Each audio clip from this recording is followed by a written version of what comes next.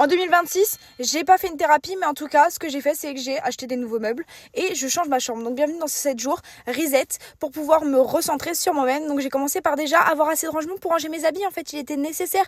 Je vous promets que je fais pas de surconsommation, mais juste à 22 ans, quand t'es encore chez tes parents, bah forcément, tu as entassé quasiment la moitié d'une vie.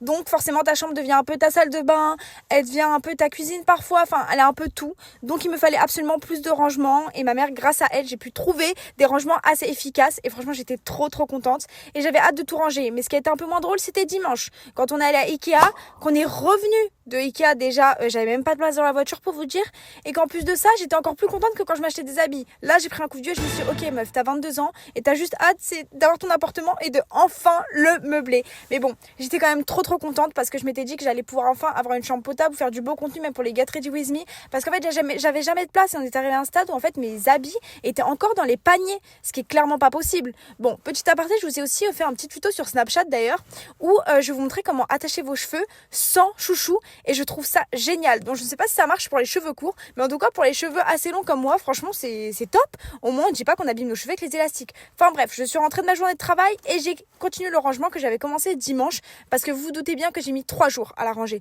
Un jour pour les monter où j'ai cassé le dos de mon mec d'ailleurs, le pauvre, ça fait 3 jours qu'il est bloqué et en plus de ça, je me suis mis à ranger. En fait, j'ai l'impression que j'ai même pas assez de place. Genre, en fait, il faudrait que ça dégage.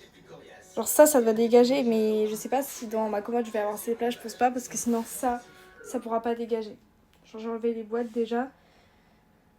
J'ai fait un tri dans les doudous, j'ai enlevé oui.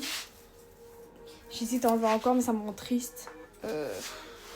Enfin bref, la meuf, elle a une super chambre, elle a une commode, elle a 2 armoires, je sais pas ce qu'il lui faut de plus, mais elle avait toujours pas de place, enfin toujours plus au final. Mais bon, en fait c'est parce que j'avais beaucoup de produits, beaucoup de choses, qui fait qu'en fait j'arrivais pas à trouver la place et j'arrivais pas à me détacher en fait de mes doudous. Vous savez, moi je m'attache trop aux choses. J'ai pris ma douche, je me lave les cheveux demain parce que je suis la flemme. Je vais me petite oreille. Mais voilà, j'ai quand même bien rangé, vraiment j'ai hyper mal au dos et mal partout genre.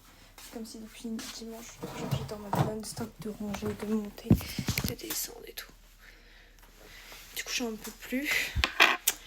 Mais j'arrive au bout là. Après, ce sera juste des détails à peaufiner, du tri à faire. Ouais, je me fais taper une déterre et tout. Mais ce sera que des détails quoi à faire. Mais voilà.